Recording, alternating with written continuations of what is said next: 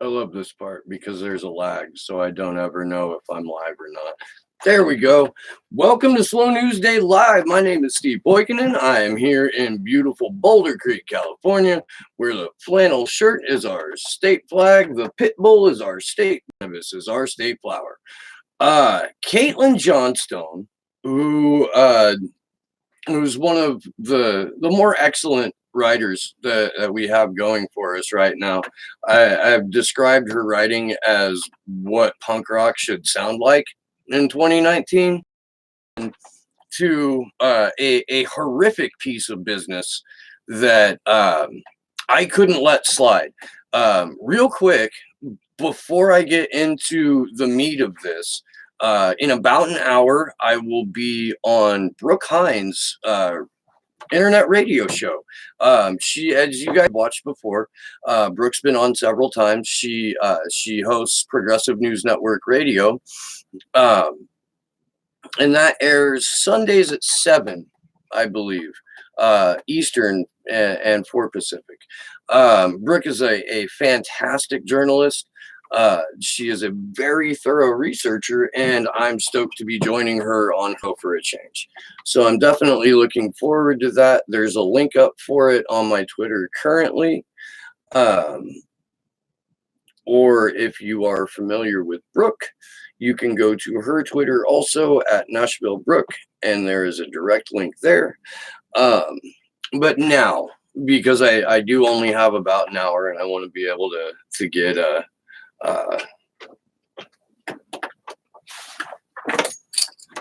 or anywho, I want to be able to prepare for that a little bit and pull up articles. Caitlin pointed out, and the information is coming out of UK Reuters, and if you have paid attention to this show, or if you've watched Graham Elwood break it down, UK Reuters is the direct mouthpiece for MI5 and the CIA in terms of how the narrative originates, because 95% of corporate-owned media will take what Reuters gives them and run with it as gospel truth without even bothering to question whether or not it's 100% utter fabricated nonsense. I'll link to the Reuters article in the show notes, just so you can see the egregious use of propaganda in the article. I'm also going to link to an article from an outlet called Pando that goes through and gives you a lot of background on the organization USAID. USAID is going to feature heavily in this piece today, as they are the sole distributors of, and here's the quote from Reuters: the United States said on Tuesday it will provide $52 million in funding to Venezuelan opposition leader Juan Guaido, an escalation of support even as his push to oust socialist President Nicolas Maduro stalls. Way the fuck back in February. With the help of the CIA, Mike named Juan Guaido, whom 85% of the Venezuelan people had never heard of, announced that he was the rightful president of Venezuela, despite not being an election.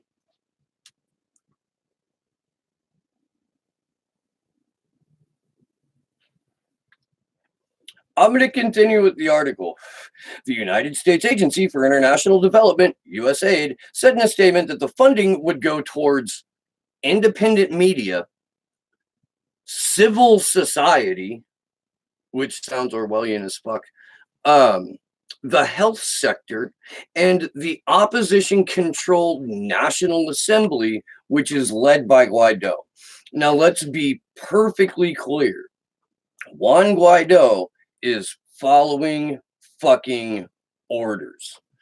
I'm not going to read the smears that Reuters is printing in here, because again, it is not my job to point out the inconsistencies in mainstream media. There are billions of other shows for that, with much larger platforms. Really, did I just lose the feed here? Maybe not. But I do want to read this final piece in the Reuters article. As in a statement posted on Twitter, Guaido's office thanked USAID, but said it would not administer the funds itself, given that it is not yet appointed a comptroller. 100% of the resources will be administered through implementing parties authorized by U.S. authorities. In this statement from the puppet president's office, they are saying right up front, right out of the gate, USAID, CIA cutout, CIA front group, destabilization fucking clearinghouse, and slush fund will be in charge of 100% of the resources. That is, well, it's the prescription for a death squad, is what it is. Numerous death squads. USAID it kind of came together in the early 60s. It was a creation of I believe Kennedy's office, and then Kennedy 2 years later went on to say, I will smash the CIA into 1,000 pieces and scatter it into the winds. And then they killed him. Let's see. So again, this article that I'm reading now is from an outlet called Pando.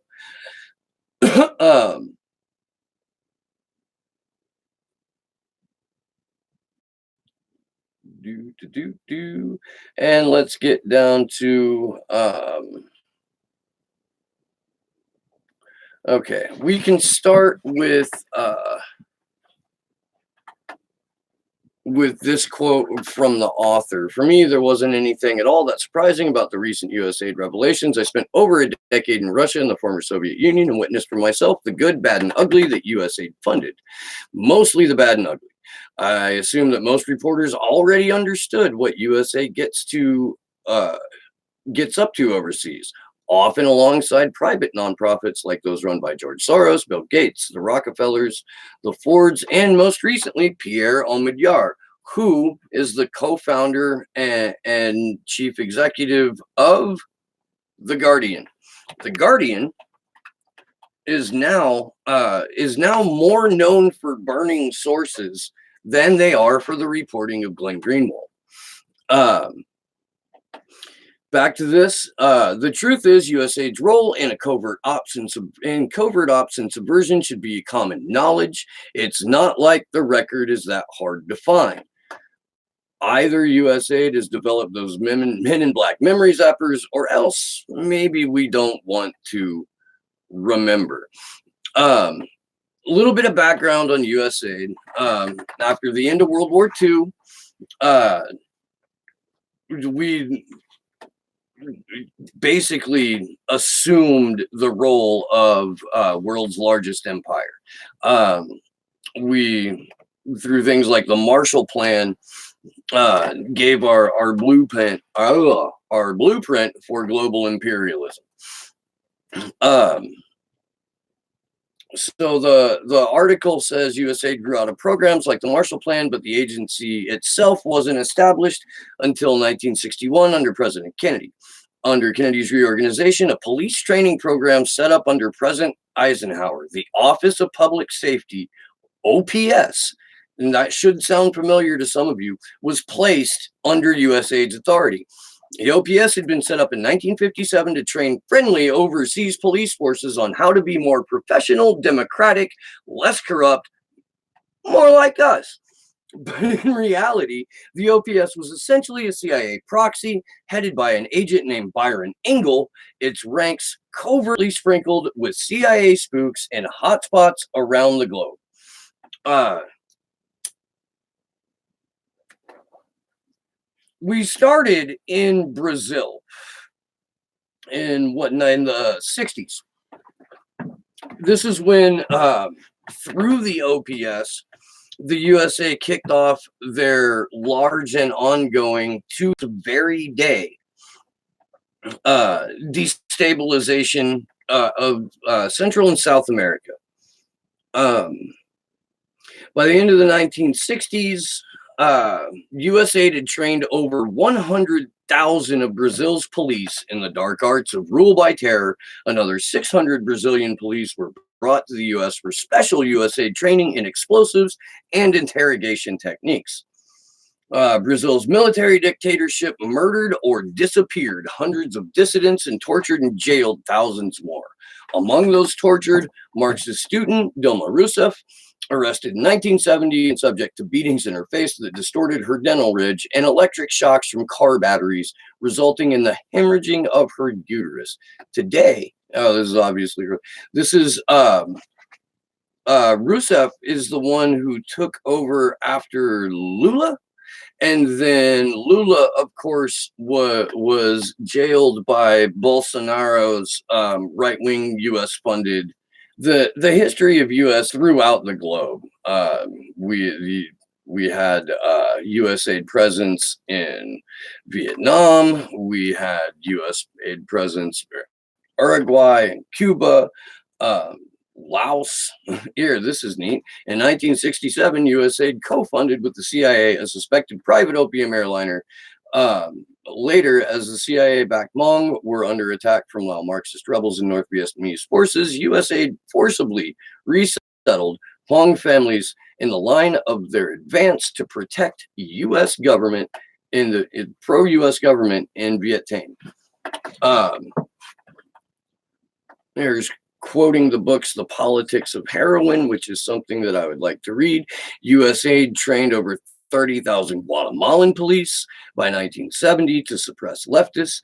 These, just over a decade later, Guatemalan death squads under US-backed dictator Rios Montt unleashed a genocide on Mayan peasants. Let's not forget that at the time that we first destabilized Guatemala with those death squads, the person responsible for that was CIA Director George H.W. Bush, and the man given command of the operation was Elliot Abrams, who is currently the motherfucker who is overseeing this coup.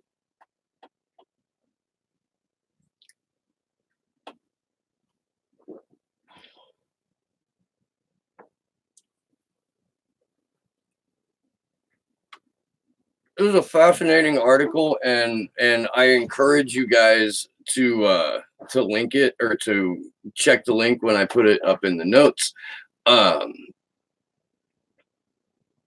USAID donated $35 million to Alberto Fujimori's presumed mass sterilization program.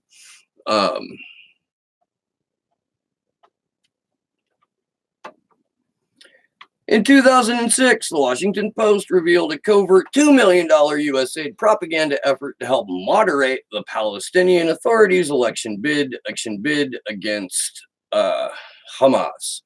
The plan was designed with the help of former U.S. Army Special Forces officer who worked in post-war Afghanistan on democracy-building projects. So that sounds like they got a little bit of help from McKinsey with that. Y'all, this is disturbing to say the very least. It's been nearly a year of this failed coup in Venezuela. We have imposed some of the most brutal sanctions. The U.S. government has imposed some of the most brutal sanctions against Venezuela. They're literally holding food and medicine hostage from the poorest people in the country. Maduro has been blamed in Western media over and over and over for the collapse of the Venezuelan economy. If you look at all into Abby Martin's excellent reporting, into Max Blumenthal's excellent reporting, into Greg Pallas' excellent reporting, you will find that more often than not, because I am not here to make the claim that Nicolas Maduro is the perfect president. That is not, I know, I'm not doing that. However, what I am going to say is that if there's a nation that takes a left step, the United States will instantly be there to destabilize them. This is the country, the US, that kidnapped Maduro's predecessor, Hugo Chavez, and held him fucking hostage until they privatized the goddamn oil.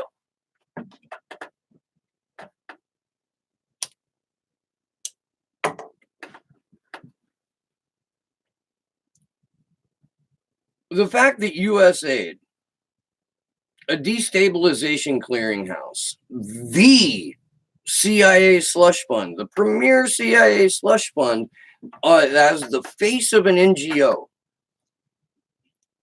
is in charge of a brand new stack of $52 million to further destabilize Venezuela, to further perpetuate the starvation and the slaughter of the poorest citizens in the country for the fucking oil.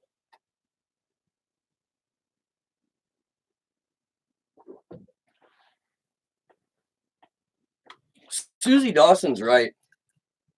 We have to get rid of the spies. We have to get rid of the global intelligence networks. We have to turn destabilization onto those extrajudicial branches who refer to both their own government and corporations throughout the world as clients. Jesus, man, I feel like the stream is maybe it's just me. I saw a question in the chat. Anthony Reyes, Steve, I never got to ask you, what do you think about Snowden? Saw him on TYT, made me think what you thought about him. So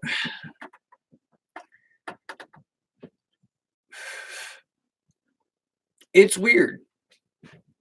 Edward Snowden has been a tremendous help to all of us. Edward Snowden has been a tremendous personal help to people whom I admire very much. I think it's weird that he gets to write books and go on TV and do interviews, but he's been granted asylum in Russia, so he's got a lot more freedom of movement in that respect than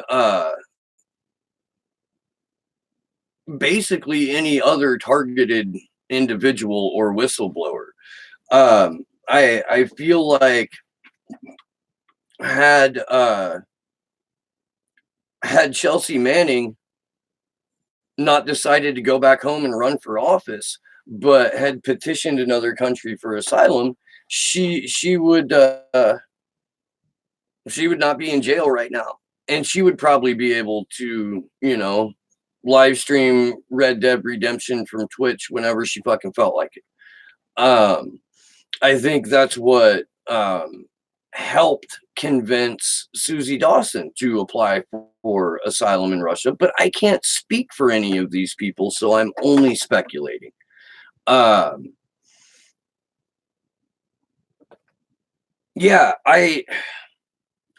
I would say I know that there are people who have a mistrust of Snowden, that are in the activist community, that are in the whistleblower community, and that consider themselves proponents of free speech. What amount or to what extent that's jealousy or realistic, or the good kind of paranoia that keeps us all alive, I can't say. I don't know. I would guess, though, that because he specifically was granted asylum, that he has a little bit more freedom of movement, and that's what allows him to appear by video. Um,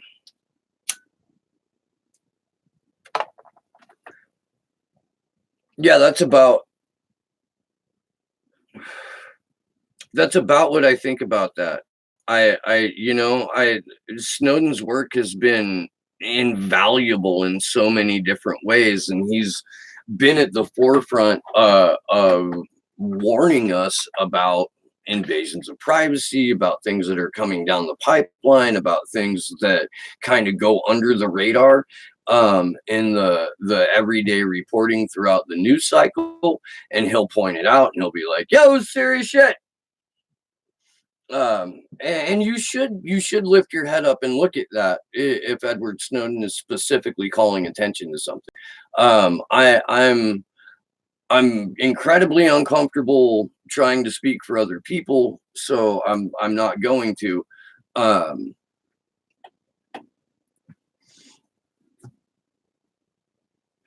I would love to meet the guy, and I would love to interview the guy, and I would love to be able to get a feel for it and answer that question better, Anthony. I would.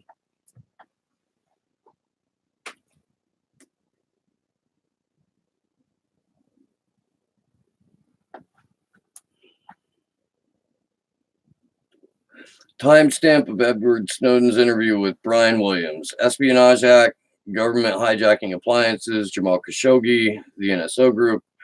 Biden or Kerry blocked his asylum. Biden and Kerry both blocked his asylum. Data collection, Fourth Amendment. Yeah. Like I said, I mean, it's his information over the last decade has been invaluable. That's something that we should all be, uh, um, if not thankful for, at least confident that we are much more informed than we would be had he not stepped forward.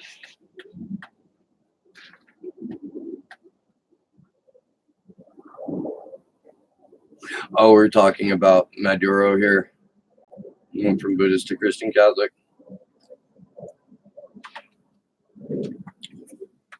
I still, I'm floored that, I'm floored that Venezuela constantly goes under the radar like this, man. $52 million in destabilization fund. And that's a bipartisan effort. Like Reuters was quick to point that out. Um, George Carlin said bipartisan simply means that a larger than normal deception is taking place. And I've taken that like a step further in that bipartisan means, one side of the aisle holds you down while the other side fucks you, then they high five and switch.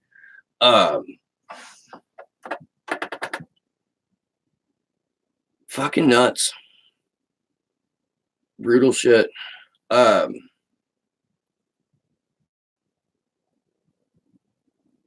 Funny how no one sanctions the UK for holding billions owed to billions. Well, that's a great point. Uh, not only does the UK have in excess of, I believe, $6 billion of Venezuela's, the country of the people of Venezuela's money that they've been holding hostage for nearly a year now.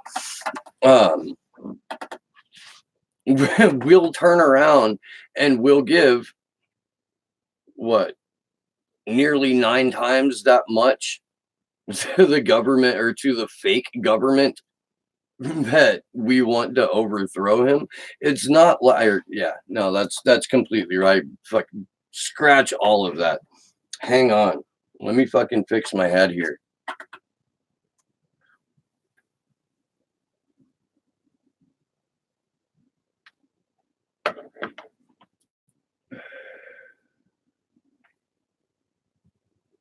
We each have our own path, and I'm no better one to be critical. You know what? I mean, look, dude, it's okay. There's a difference between kicking around a dogmatic religion and walking through life judging everyone before you meet them simply because of what's hanging around their neck or what kind of hat they wear or what sort of collar they have on or something like that. You know, um, we're all human. None of us are above being critical. Um, and I think that Maduro converted to Catholicism simply because it was a politically expedient thing to do. No, the reception is not warm when you try to tell people about Greta. It is not. You know what's fucked up, man? I don't even know if I should say this. I should say this. You know what's fucked up? It was brought to my attention today that on the latest episode of Common Censored, the podcast that Lee Camp and Eleanor Goldfield host, that they did like a 15 or 20-minute just hit job on anyone who wasn't worshiping at the altar of Saint Greta. I listened to about 10 minutes of it, man, and it was hard. It was hard to hear. They relied solely on like an interview that Greta did with Democracy Now, and they were really like dismissive to derisive of any reporting from the left, because Lee makes a point to say this is coming from the left, that any reporting on the people in the background of Greta, he was dismissive of Cory Morningstar's fucking giant body of work that is sourced incredibly thoroughly and accurately. Wouldn't mention her by name, would not mention Whitney Webb's article, would not mention the reality that, yes, Greta Thunberg is being sponsored by European oligarchs and by a handful of quote unquote green capitalists here in the United States.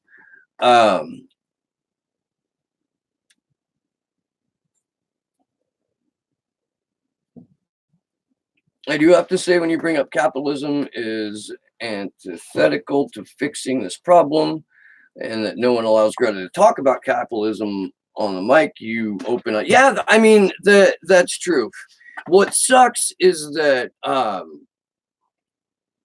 the right wing in this country is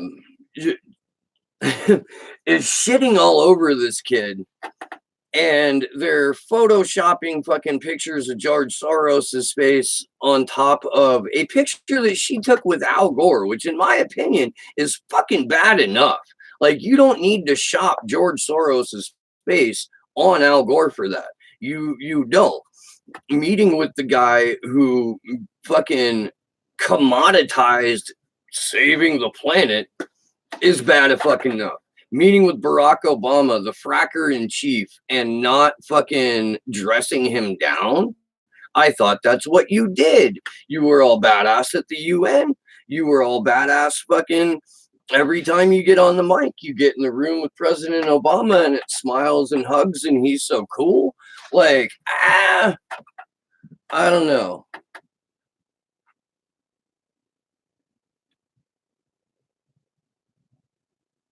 I don't know. It's rough though, man, because I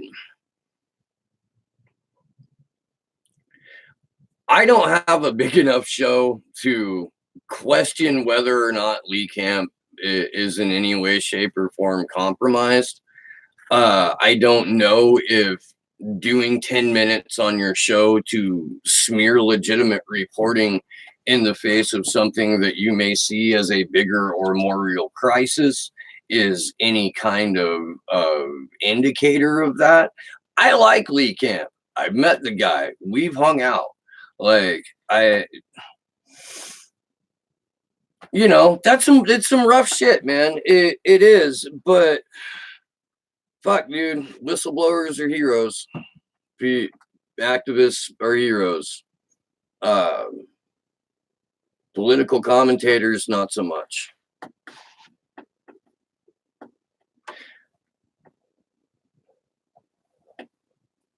You bring up Al Gore and a lot of people view him positively. I guess it's true what they say. When you have everyone believing lies, you know you succeeded. Yeah, well, so Al Gore, if you look into Al Gore's legislative record, if you look into the origins of cap and trade, if you look into the origins of a carbon tax, like once you find out that they are all right-wing ideas, that they all involve end user punishing taxes that in no way, shape, or form hold the 100 or so corporations responsible for most of the actual pollution accountable. And this is where people always fucking come at me that for equating dumping toxins into the sky and the water and the ground with what they view as cyclical patterns of weather. And my argument is, shut the fuck up. It's bad to dump poisons everywhere. Agreed? If you can admit that glyphosate causes cancer, if you could admit that fragrance causes cancer, you can also admit that poisoning the drinking water and the air we breathe is a bad fucking move. Right?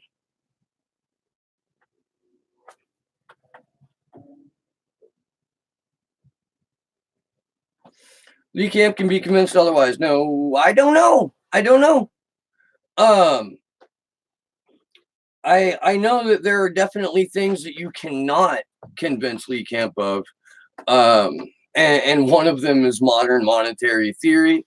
And you know what, man? I mean, all modern monetary theory is an explanation of the way that free-floating fiat currency works in a government that has a giant fucking boner for war. MMT could be applied differently. The way we use our currency could be applied differently. It is currently not. So I don't know what the reticence is on the part of Lee to not look at that. I know that he is fully on board with the zeitgeist movement aspect of this. He does accurately describe the inverted totalitarianism that we live in. I don't know. It's a mixed bag. It is. Today at Home Depot, I was in line behind a veteran who said all cancer was caused by the sun. Interesting. That is interesting. I wonder how you explain ass cancer then.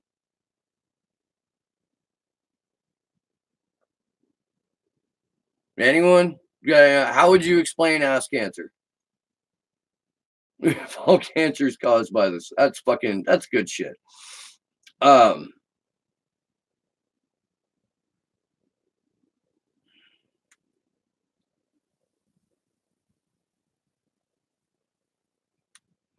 I think that's gonna do it for me. Everybody's a mixed bag, Joy. I personally like Lee Camp. I have personally met Lee Camp. I have enjoyed hanging out with the guy. He puts on a fantastic stand-up show. I don't believe that everybody's 100% right all the time. And especially if it's someone that I like or I admire, I would to their face say, hey man, I have an issue with this, or could you clarify this? And it looks like I will have a chance to do that on an upcoming Free Assange vigil. So if you would like to see me put my money where my fucking mouth is and say what I've said today on that show, I will definitely let you know when that's going down. And I hope that clears that up a little bit, Joy, because I definitely you're cool shit, and I'm glad that I have got to meet you.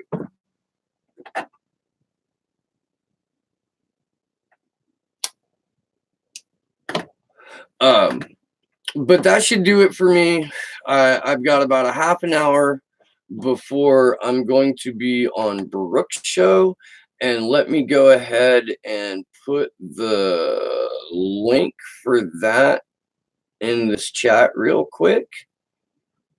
Well, real quick, Twitter style real quick, or at least the way that my computer loads up while I'm running the camera real quick. It's 24/7 job to keep up with what is really going. You know what, Dingo? Fuck. I was just telling Taylor and Christy in a group chat that is still going off on Signal. And there's like a half a dozen other shows that I've been wanting to do. God, since like Friday of last week that I haven't got a chance to.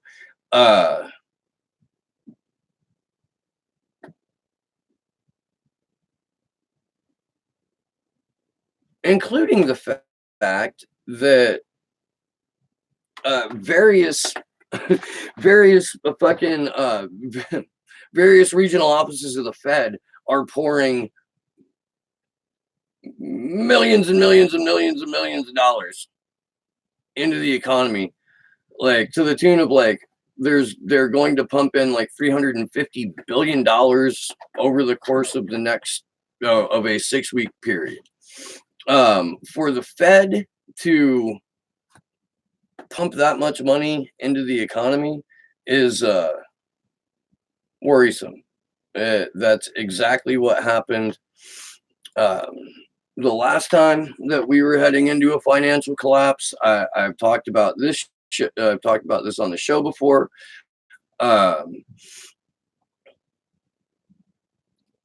It's the bubble economy and income inequality. This out of hand is untenable. And we are well overdue for, as they say on the fake news, an economic downturn. All right. Jesus. I'm seriously, that's how long it took to pull up the link to this on my fucking computer. Close you.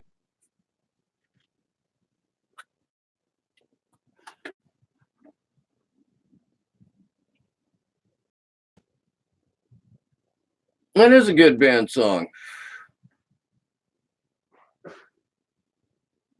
And I need to talk to my shatter guy. I have only been talking to the oil guy, like them damn vape cartridges that are killing everyone. I would like to thank everyone for hanging out with me this afternoon. I fucking love you guys. If you dig the show and you are not currently subscribed, go ahead and do that, please. Ding the bell for notifications. I don't always, or YouTube doesn't always notify you, but man,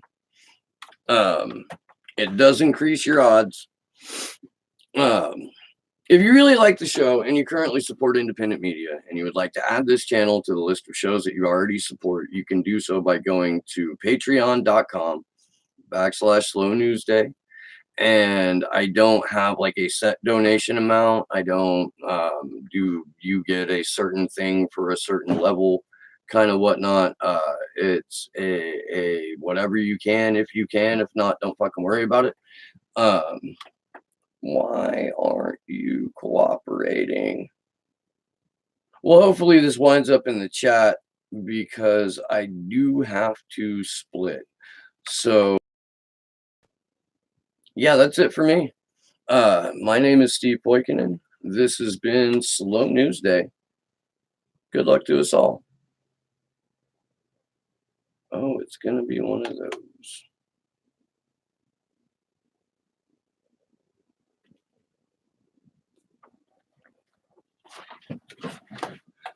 I think YouTube knows that I have a show to do in like 20 minutes, so they're just stretching out the time on the computer. Fuck, man.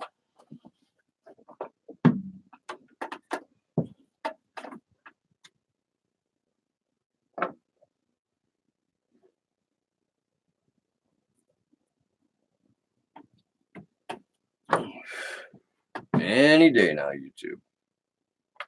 Any day.